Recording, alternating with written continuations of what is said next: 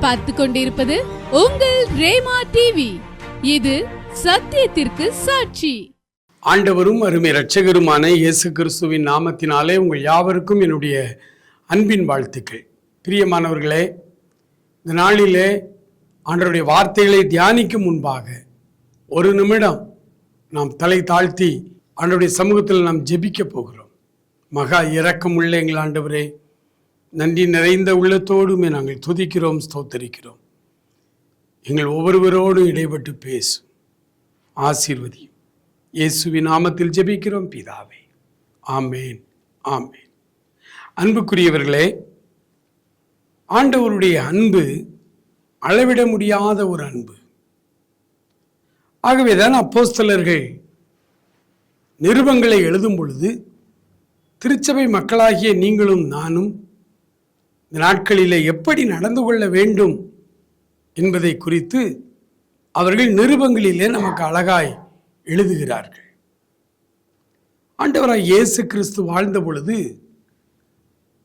எச்சரிப்பாய் அவர் சொன்ன 2 காரியங்கள். ஒன்று, மனுஷகுமாரன் மறுபடியும் இந்த பூமிக்கு வரும் பொழுது விசுவாசத்தை காண்பாரோ. 2வது, இறுதி நாட்களிலே அக்கிரமம் மிகுதியாவதினால் அநேகருடைய அன்பு தணிந்து போகும் என்று வேதம் சொல்லுகிறது. ஆக நம்முடைய விசுவாசம், தேவன் பேரில் நாம் வைக்கும் அன்பு, இந்த 2 ரொம்ப முக்கியம். இது அஸ்திபார உபதேசம் என்று எபிரேயர் நிருப ஆக்கியோன் 6ஆம் அதிகாரத்தில் முதல் 2 வசனங்களிலே அவர் சொல்லுகிறார். தேவன் பேரில் வைக்கும் விசுவாசம், அன்பு, இதெல்லாம் அடிப்படையான காரியங்கள். ஆகவேதான் திருச்சபை மக்களாகிய நமக்கு ஆண்டவருடைய வார்த்தை தெளிவாய் வருகிறது. நாம் அன்போடு நடந்து கொள்ள வேண்டும். அப்படி அன்பிலே நடந்து கொள்வதற்கு அப்போஸ்தலர்கள் நமக்கு என்ன சொல்லியிருக்கிறார்கள் வாசிக்கிறேன். எபேசியருக்கு எழுதின நிருபம் 3ஆம் அதிகாரம் 17வது வசனம். விசுவாசத்தினாலே கிறிஸ்து உங்கள் இருதயங்களில் வாசமாயிருக்கவும் நீங்கள் அன்பிலே வேரூன்றி நிலை பெற்றவர்களாகி. அன்பிலே வேரூன்றி நாம் வளர வேண்டும். நமக்கு தெரியும், வேர் நல்லா வளர்ந்தா தான் மரம் செழிப்பா நன்றாய் வளரும் என்று. நம்முடைய ஆவிக்குரிய வாழ்வு, நம்முடைய இந்த உலகத்தில் நம்ம வாழ்கிற இந்த வாழ்வு நமக்கு செழிப்பாய் ஆசீர்வாதமாய் இருக்கணும்னா இயேசு கிறிஸ்துவினுடைய அன்பிலே நாம் வேரூன்றி வளர வேண்டும். அப்படின்னா அந்த அன்பை நாம் விளங்கி கொள்ள, பரிசுத்தவான்களோடு கூட அறிவு கெட்டாத அந்த அன்பை விளங்கி கொள்ள வல்லவர்களாய் நம்ம மாற வேண்டும். அப்படி அன்பு அத்தனை ஆச்சரியமானது. தன்னை பகைத்தவர்கள் மேலும் அன்பு செலுத்தினார். தன்னை காட்டிக் கொடுக்க வந்த யூதாசை கூட சிநேகிதனே என்று அழைத்தார். அந்த அன்பு நம்ம அறிவுக்கு எட்டாத உயரமாய் இருக்கிறது. யோவான் எழுதும் பொழுது அவர் சொல்றார், இவ்வளவாய் உலகத்தில் அன்பு கூர்ந்தார். எவ்வளவாய் என்பதற்கு ஒரு அளவுகோலே இல்லை. இவ்வளவாய் உலகத்தில் அன்பு கூர்ந்தார் என்று பார்க்கிறோம். அன்புக்குரியவர்களே, அந்த அன்பிலே தான் நம்ம வேரூன்றி வளர வேண்டும். இன்றைக்கு கிறிஸ்தவத்தில் சபையில் எல்லாம் இருக்கு. ஆட்டம், பாட்டம், கொண்டாட்டம், வரங்கள், குணமாக்குதல், தீர்க்க தரிசனம் சொல்லுதல், அந்நிய பாஷை பேசு, எல்லாம் இருக்கு. ஆனா ஆண்டவருடைய அன்பை நாம் வெளிப்படுத்தாமல் வாழ்ந்து கொண்டிருக்கிறோம். ஏன்னா அந்த அன்பிலே நம்ம வேரூன்றி வளரலை. மேடையில் அன்பொழுக பேசுகிற பலர், அப்படி தனிப்பட்ட வாழ்க்கையில் நீங்க போய் அவர்களை சந்திக்க பாருங்க, அவர்கள் வேறு விதமாய் நடந்து கொள்ளுகிறார்கள். மேடையில் தான், மக்களுக்கு நடுவில் தான் அன்பா பேசுறது. அவர்களோடு இணைந்து வாழ முடியாது. கிறிஸ்துவின் அன்பு என்பது அவ்வளவு அருமையான ஒரு அன்பு. அந்த அன்பை இன்றைக்கு வெளிப்படுத்த தவறிற்று கிறிஸ்தவம். மதர் தெரசா அன்றைக்கு கல்கத்தா நகரத்தில் வீதிகளில் கிடந்த குஷ்டரோகிகளை எடுத்து அந்த புண்ணையெல்லாம் தொடச்சி காயம் கட்டி அவர்களை பராமரிச்சாங்க. ஒரு இந்து குஷ்டரோகி அவங்களுடைய அந்த ஆசிரமத்தில் இருந்து இறந்தா அவனை இந்து முறைப்படி அடக்கம் பண்ணாங்க. இதெல்லாம் நம்முடைய அறிவுக்கு எட்டாத காரியம். அந்த அளவுக்கு அவர்கள் எல்லாருக்கும் மரியாதை கொடுத்தார்கள், அவர்களை நேசித்தார்கள். அவர்களுக்கு எதிர்ப்பு இல்லாமல் இல்லை.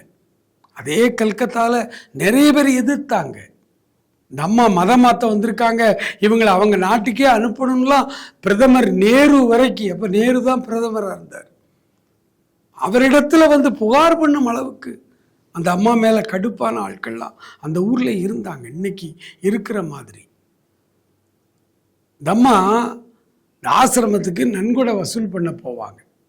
சில கடைகளில் போய் கேட்பாங்க. கிட்டத்தட்ட பிச்சை எடுக்கிற மாதிரி தான்.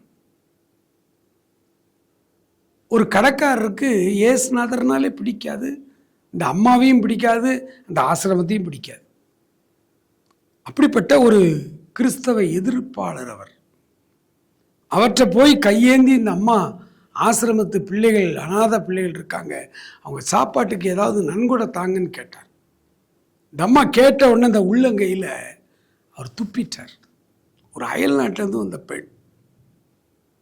ஆனால் அந்த அம்மா அதை தொடச்சிட்டு, ஐயா எனக்கு கொடுக்கறத கொடுத்துட்டீங்க, ஆண்டவருக்கு கொடுக்கறத கொடுங்கன்னு சொல்லி கேட்டாங்க. அவ்வளவு கல் நெஞ்சம் படைத்த அந்த மனிதர் உடைந்து போனார். நீங்கள் வழிபடுகிற இயேசு இவ்வளவு அன்புள்ளவராமா? நான் காரி உமிழ்ந்தேன் உங்கள் கைகளிலே, அதை கூட பொருட்படுத்தாமல் உள்ளம் உடைந்து மனம் மாறினார். அம்மாவுக்கு நிறைய நன்கொடைகளை கொடுத்தார், இயேசுவை ஏற்றுக்கொண்டார். இதுதாங்க கிறிஸ்தவம். இந்த கிறிஸ்தவத்தை தேடி பார்த்தாலும் இல்லை. இறுதி காலத்தில் ஆண்டவர் சொன்னாரு, அக்கிரமம் மிகுதியாவதினால் அநேகருடைய அன்பு தணிந்து போகும் என்று சொன்னார்.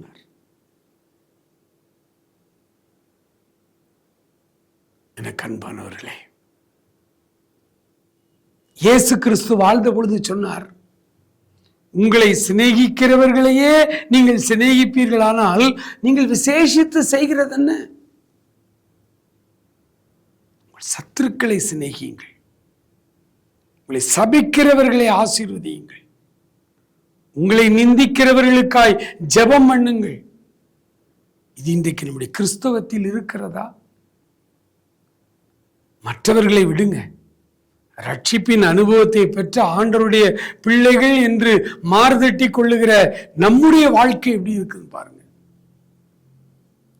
நம்மால் அவர் அப்படிப்பட்டவர்களை நேசிக்க முடிகிறதா? நம் துர்பாக்கிய நிலைமையில் இருக்கிறோம். நம்ம ஆண்டவரை இவ்விதமாய் அப்போஸ்தலர்கள் நமக்கு கற்றுத்தரவில்லையே. அன்பிலே வேரூன்றி இருக்கிறோமா? வேறு என்ன சத்தை கீழே இருந்து உறிஞ்சுகிறதோ அதற்கு ஏற்ற பலனைத்தானே அந்த செடி மேல கொடுக்கும்.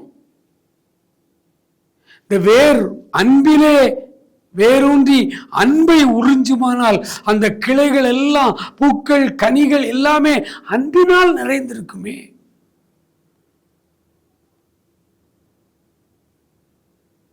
ஆவியின் கனியோ அன்பு.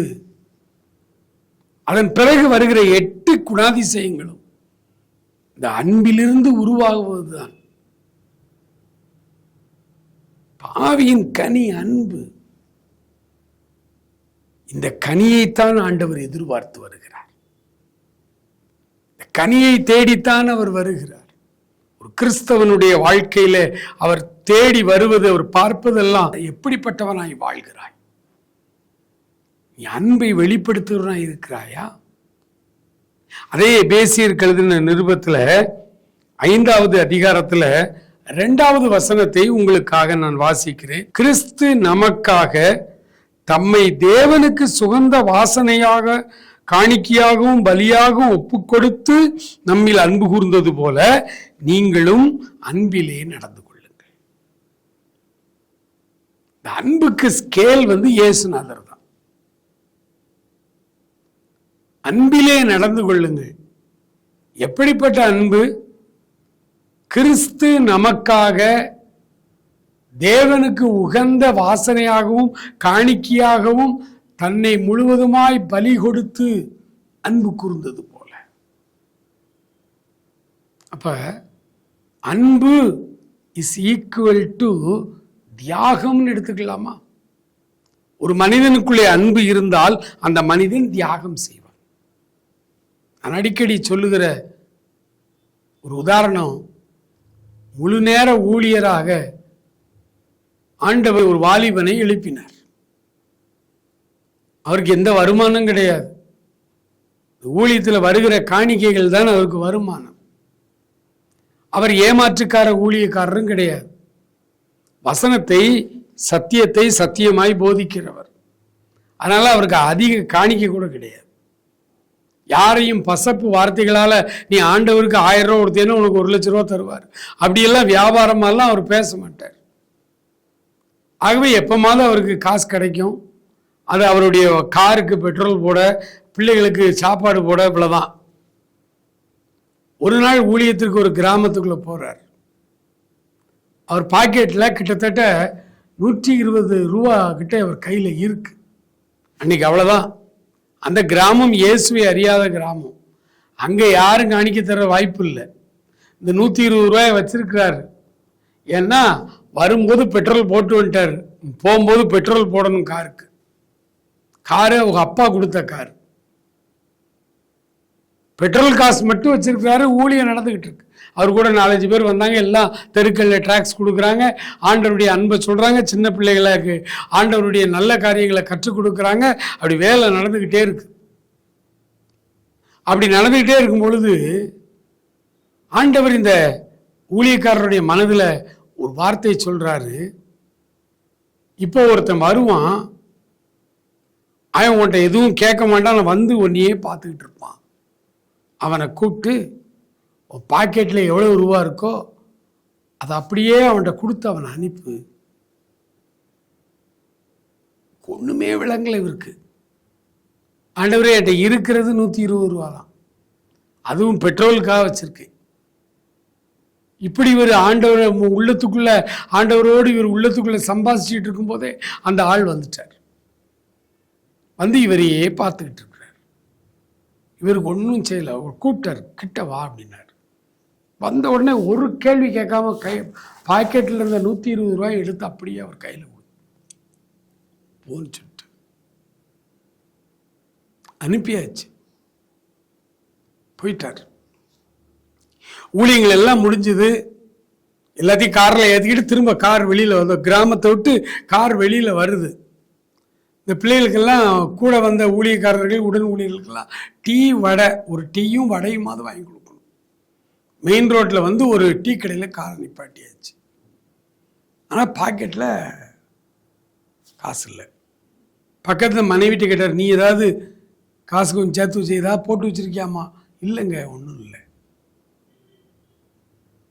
எல்லாரும் இறங்கிட்டாங்க. அதுக்குள்ளே உடன் ஊழியர்களுக்கெல்லாம் தெரியாது. இறங்கி எல்லாம் டீ சொல்ல ஆரம்பிச்சிட்டாங்க, வடை எடுத்து சாப்பிட ஆரம்பிச்சிட்டாங்க. இவர் மனசுக்குள்ளே ஜெபம் பண்ணிக்கிட்டே இருக்கிறார். இவருக்கு டீயை கொண்டு கொடுத்தாங்க, வடையை கொடுத்தாங்க, இவரும் சாப்பிட்டார். எல்லாம் முடிச்சுட்டு கீழே இறங்கணும். கையில் 5 பைசா கிடையாது. அது வெளியூர். கீழே இறங்கி நிற்கிறாரு. அந்த டைமில் அந்த கடையில் நின்று அந்த இவரை மாதிரியே டீ குடி யாரோ ஒருத்தர், ஐயா நீங்கள் எங்கேருந்து வாரீங்க? நான் இந்த ஊர்லேருந்து வாரேன், இந்த கிராமத்தில் ஊழியம் செய்ய போனோம், கிராம ஊழியத்தை முடிச்சுட்டு இந்த ஊருக்கு திரும்பி போகணும். அப்படியா, இந்தாங்க ஒரு காணிக்கை வச்சுடுங்கன்னு சொல்லி, யார் எவருன்னே தெரியாது, ஒரு 500 ரூபாய் எடுத்து கையில் கொடுக்குறாரு. வச்சுக்குங்க அப்படின்னு. தியாகம், அது அன்பினால் விளைந்த தியாகம். ஒரு மனிதனுக்குள்ளே தேவ அன்பு, தெய்வீக அன்பு இருந்தா அந்த மனுஷன் தியாகம் பண்ணுவான். ஆண்டவர் உணர்த்துவார், இதை செய் அதை செய் சொல்லுவார், தியாகம் பண்ணுவார். அன்புக்குரியவர்களே, அவருடைய தேவைகளை எல்லாம் அன்னைக்கு ஆண்டவர் சந்திச்சார். மகிழ்ச்சியோடு வீட்டுக்கு வந்தார்.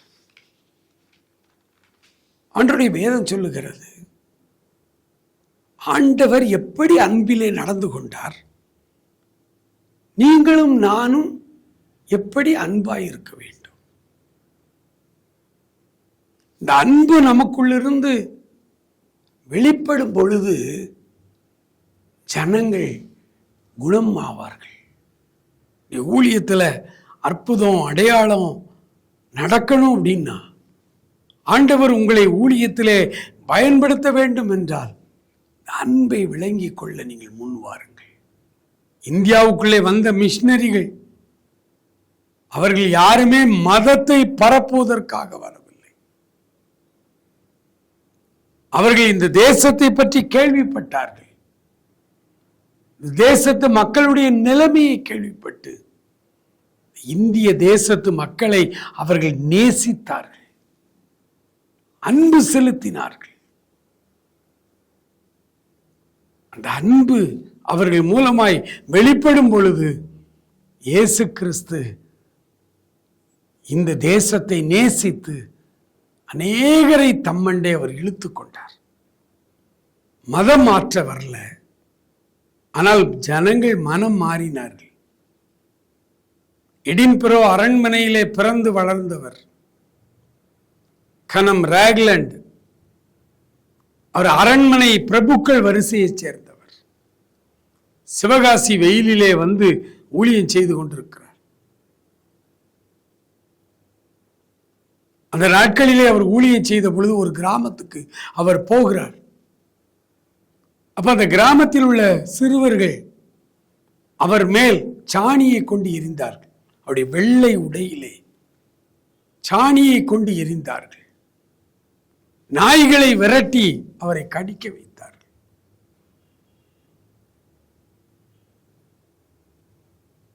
அவர் அந்த பிள்ளைகளை நேசித்தார். தனக்கு கெடுதல் செய்த அந்த கிராமத்தை அவர் நேசித்தார். அந்த மக்களை அவர் நேசித்தார். அவர் ஒரு கடிதம் எழுதி இருக்கிறார். அந்த கடிதம் இன்றைக்கும் புத்தகத்திலே எழுதப்பட்ட அந்த கடிதம் இருக்கிறது. அந்த கடிதத்திலே அவர் எழுதுகிறார், இந்த பகுதி மக்கள் முரட்டாட்டம் பிடித்த மக்கள், கல்வி அறிவில்லாத மக்கள், இவர்களுக்கு போய் நாம ஒரு நன்மை செய்ய வேண்டும் என்று போனாலும் அவர்கள் நமக்கு தீமையே செய்வார்கள். ஆனாலும் இந்த மக்களை என்னால் நேசிக்காமல் இருக்க முடியல. இந்த மக்களை பார்க்க பார்க்க மேல் அன்பு எனக்கு வந்து கொண்டே இருக்கிறது. அன்புக்குரியவர்களே, அதுதான் இயேசு கிறிஸ்துவினுடைய அன்பு. தனக்கு எதிரான காரியங்களை செய்கிறவர்களையும் தன்னுடைய விரோதிகளையும் அவர் நேசித்தார், அவர் மன்னித்தார். ஒரு ஓமை சம்பவம் ஒன்றை எனக்கு மூத்த பிரசங்கியார்கள் பிரசங்கத்தில் பயன்படுத்தினார்கள். அதை நான் கேட்டிருக்கிறேன். அதை நான் உங்களுக்கு சொல்லுகிறேன். ஒரு மனிதர் கடற்கரையிலே நடந்து சென்று கொண்டிருக்கிறார். அப்பொழுது ஒரு புத்த துறவி ஒருவர் அந்த அலை வந்து அடிக்கிற அந்த கடல்ல இருந்து கரைக்கு வந்து திரும்புகிற அந்த இடத்துல அந்த துறவி குனிந்து எதையோ செய்து கொண்டிருக்கிறார்.